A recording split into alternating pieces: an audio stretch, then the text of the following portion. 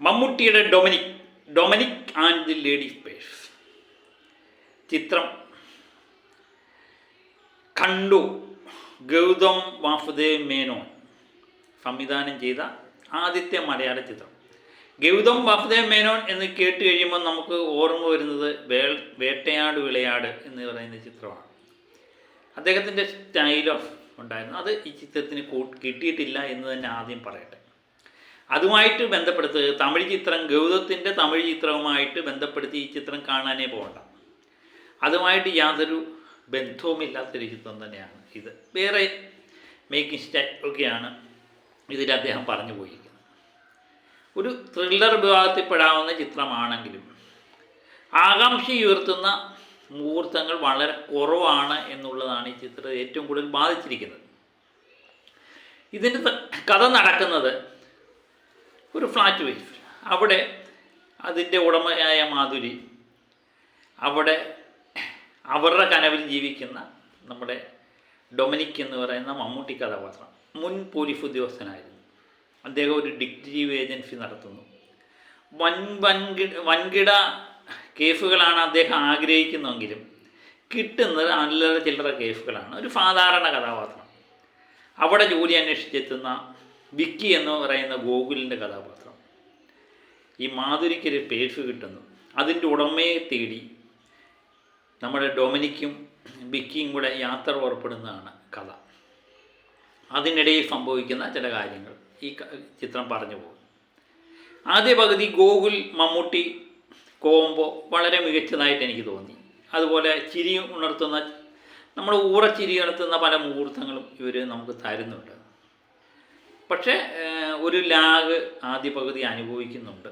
അതൊരു ത്രില്ലർ വിഭാഗത്തിൽപ്പെടുന്ന ചിത്രത്തെ സംബന്ധിച്ച് അത്ര നല്ല രീതിയിലല്ല ഞാൻ കണ്ടത്. രണ്ടാം പകുതി അല്പം കൂടെ എന്തോന്നായി മാറി. ആദ്യ പകുതി അപേക്ഷിച്ച് രണ്ടാം പകുതി മികച്ചു നിന്നു എന്ന് തന്നെ പറയാം. പിന്നെ ഇതിൻ്റെ പോരായ്മയായിട്ട് എനിക്ക് തോന്നിയത് ഇതിൻ്റെ ചിത്രത്തിൻ്റെ ദൈർഘ്യം നീണ്ടുപോയതായിട്ട് തോന്നി.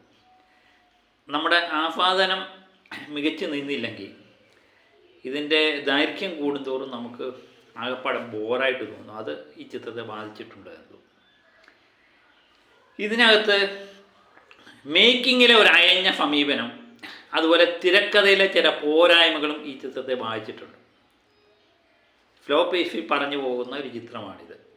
അതുപോലെ ത്രില്ലർ പോരാ എന്നെനിക്ക് തോന്നുന്നു. ഈ ത്രില്ലർ സിനിമകളെ സംബന്ധിച്ച് നമുക്ക് പിടികിട്ടാത്ത മേഖലയിലൂടെ സഞ്ചരിക്കണം. എന്നാലേ നമുക്ക് ആകാംക്ഷ ഉണ്ടാകത്തുള്ളൂ. നമ്മൾ എണ്ണിച്ച് നിന്ന് കൈയടിക്കത്തുള്ളൂ. അടുത്തത് എന്താണെന്ന് വേണ്ടി നമ്മൾ ആകാംക്ഷയോടെ കാത്തിരിക്കത്തുള്ളൂ. അതൊക്കെ ഈ ത്രില്ലർ വിഭാഗത്തിൽപ്പെട്ട ചിത്രങ്ങൾക്ക് ആവശ്യമാണ്. അത് ഇടയ്ക്കിടയ്ക്ക് ഇത് കൈമോശം. എനിക്ക് തോന്നുന്നു ഈ അയഞ്ഞ മേക്കിംഗ് കൊണ്ട് നഷ്ടപ്പെട്ടു പോയതാകാനാണ് സാധ്യത കൂടുതൽ. എന്തോ ഒരു പോരായ്മ ഈ ചിത്രത്തെ അനുഭവിക്കുന്നുണ്ട്. അതുപോലെ ആർട്ടിഫിഷ്യലായിട്ട് ഉണ്ടാകുന്ന ചില അഭിനയ മുഹൂർത്തങ്ങൾ ഈ ചിത്രത്തെ വല്ലാതെ ബാധിച്ചു എന്ന്, ആസ്വാദനത്തെ വല്ലാതെ ബാധിച്ചു. അതുപോലെ മുഴച്ചു നിൽക്കുന്ന ചില സംഭാഷണ ശകലങ്ങളും ഈ ചിത്രത്തെ ബാധിച്ചിട്ടുണ്ട്. അതും ഇടയ്ക്കിടയ്ക്ക് കല്ലുകടിയാവുന്നുണ്ട്. ഇതാണ് ഈ ചിത്രത്തെ പറ്റി എനിക്ക് ആദ്യം പറയാനുള്ളത്. പിന്നെ ഞാൻ നേരത്തെ പറഞ്ഞ പോലെ ഇത് നീരജ് രാജും സൂരജ് രാജും കൂടാണ് ഇതിൻ്റെ തിരക്കഥ എഴുതിയിരിക്കുന്നത്. ഡോക്ടർമാരാണ്. അതുപോലെ ഇതിൻ്റെ സംഗീതം പറഞ്ഞേക്കുന്നത് ദർബുക്ക ശിവയല്ലേ? ദർബുക്ക ശിവയുടെ സംഗീതം. വിഷ്ണുവാർ ദേവിൻ്റെ ഛായാഗ്രഹണം. ഇതൊക്കെയാണ് ഇതിനകത്ത് പ്രധാനമായിട്ട് എടുത്തു പറയേണ്ടത്. ഇത് രണ്ടും മികച്ച ഒരു ഇത് തരുന്നുണ്ട്. അതുപോലെ എനിക്ക് ഏറ്റവും ഇതിനകത്ത് മികച്ചതായിട്ട് തോന്നിയത് മമ്മൂട്ടിയുടെ കഥാപാത്രം രൂപകൽപ്പന ചെയ്തിരിക്കുന്നത് മികച്ചതായിട്ട് എനിക്ക് തോന്നി. കാരണം മമ്മൂട്ടിയുടെ പറ്റിയ ഒരു കഥാപാത്രമാണ്. മമ്മൂട്ടി മികച്ചത് തന്നെ നിൽക്കുന്നുണ്ട് ഈ ചിത്രത്തിൽ. അപ്പോൾ ഈ മമ്മൂട്ടിയുടെ കഥാപാത്രം എന്ന് പറയുന്നത് അമാനുഷിക ശക്തിയുള്ള കഥാപാത്രമൊന്നുമല്ല. സാധാരണക്കാരനായൊരു ഡിറ്റക്റ്റീവ് ഏജൻസി. അദ്ദേഹത്തിനുള്ളൊരു ആഗ്രഹം എന്ന് പറയുന്ന വൻകിട കേസുകൾ അന്വേഷിക്കണം എന്നൊക്കെ ആഗ്രഹിച്ചിരിക്കുന്ന ആ വ്യക്തിയെ സംബന്ധിച്ച് കിട്ടുന്നത് ചെറിയ ചെറിയ കേസുകളാണ്. ഇതേപോലെ പേഴ്സ് ഉടമസ്ഥനെ ഏൽപ്പിക്കുക എന്നൊക്കെയുള്ള ചെറിയ ചെറിയ കേസുകളാണ് കിട്ടുന്നത് എന്നാണ് അദ്ദേഹത്തിൻ്റെ ഏറ്റവും വലിയൊരു ഇത്. എന്നാലും ആ കഥാപാത്രം മമ്മൂട്ടി മികച്ചതാക്കിയിട്ടുണ്ട്. പിന്നെ ഇതിനകത്ത് നമ്മൾ എപ്പോഴും സിനിമ കാണാൻ പോകുമ്പോഴേ ഈ മമ്മൂട്ടിയുടെ കഥാപാത്രം, മോഹൻലാലിൻ്റെ കഥാപാത്രമൊക്കെ വരുമ്പോഴത്തേന് സ്റ്റണ്ടൊക്കെ നമ്മൾ പ്രതീക്ഷിക്കും. അതൊന്നും ഈ ചിത്രത്തിൽ കൊടുക്കാൻ പറ്റില്ല. അത് ഒരു നാടൻ രീതിയിലായിപ്പോയി എന്ന് തോന്നുന്നു. കാരണം എനിക്കെപ്പോഴും തോന്നി ഈ 10 പേരെയൊക്കെ മമ്മൂട്ടി മോഹൻലാലും ഒക്കെ ഇടിച്ചിട്ട് നടക്കാത്ത കാര്യമാണെന്ന് നമ്മൾ ചിന്തിക്കുമെങ്കിലും, പക്ഷേ സിനിമയിൽ അങ്ങനെ ഉണ്ടാവണം. നമുക്ക് സിനിമയാണെന്ന് അറിഞ്ഞുകൊണ്ടാണ് നമ്മൾ കാണുന്നത്. നിത്യജീവിതത്തിൽ അങ്ങനെ സംഭവിക്കത്തില്ല, പക്ഷേ സിനിമയിൽ അങ്ങനെ ഉണ്ടെങ്കിൽ മാത്രമേ നമുക്കൊരു പഞ്ച് കിട്ടത്തുള്ളൂ. പ്രത്യേകിച്ച് ത്രില്ലർ സിനിമ വിഭാഗത്തിലൊക്കെ വിടുമ്പോൾ ഒരു ആകാംക്ഷ ഉയർത്തണമല്ലോ, ഇടി വേണം, അങ്ങനെയൊക്കെ വേണം. മമ്മൂട്ടിയുടെ ഡാൻസ് ഉണ്ട്, അത് ആവശ്യമില്ലായിരുന്നു എന്ന് എനിക്ക് തോന്നുന്നു. അതുപോലെ മമ്മൂട്ടിയുടെ കഥാപാത്രം ഒരു മധ്യവയസ്കനോട് ഉള്ള ഒരു കഥാപാത്രം, എല്ലാ അസുഖങ്ങളും ഒക്കെയുള്ളൊരു കഥാപാത്രമായിട്ടാണ് തോന്നുന്നത്. അത് സാധാരണക്കാരനായ ഒരു കഥാപാത്രമായിട്ട് മമ്മൂട്ടി മികച്ച ഒരു അഭിനയം തന്നെ കാഴ്ചവെച്ചിട്ടുണ്ട്. പിന്നെ ഗോകുലിന് ഇതിനകത്ത് പ്രത്യേകിച്ച് റോളൊന്നുമില്ല എന്ന് തോന്നുന്നു. പിന്നെ ഇടയ്ക്കിടയ്ക്ക് വന്നു പോകുന്ന ചില കഥാപാത്രങ്ങളുണ്ട്. നമ്മുടെ സിദ്ദിഖ്, ഷൈൻ ടോം ചാക്കോ, ലെന, ബാലേന്ദ്രൻ, ഇവരൊക്കെ എന്തിന് അതിഥി താരമായിട്ട് വന്നു എന്നൊക്കെ മനസ്സിലാകുന്നില്ല. അതിലെ സിദ്ദിഖിന് ഇടയ്ക്ക് വന്നിട്ട് കുറച്ച് കാര്യങ്ങളൊക്കെ പറഞ്ഞ് നമ്മളെ ചിരിപ്പിച്ചിട്ട് പോകുന്നത്. അതായത് ബാക്കി ആരും, ഷൈൻ ടോം ചാക്കോ ഒക്കെ എന്തിനു വന്നു എന്നെനിക്ക് ഒരു കാരണവശാലും മനസ്സിലാകുന്നില്ല. ഇതാണ് ഈ ചിത്രത്തെ പറ്റി ഞാൻ ഓർക്കുമ്പോൾ ആകെ എനിക്ക് കിട്ടുന്ന ഒരു അനുഭവം. അപ്പോൾ ഈ ചിത്രത്തിൻ്റെ Dominic and the ladies purse, ഈ ചിത്രത്തിന് വലിയ പ്രൊമോഷനൊന്നും അല്ലായിരുന്നു നിർമ്മാതാക്കൾ കൂടെ. മമ്മൂട്ടി കമ്പനി തന്നെയാണെന്ന് തോന്നി ഈ ചിത്രം നിർമ്മിച്ചിരിക്കുന്നത്.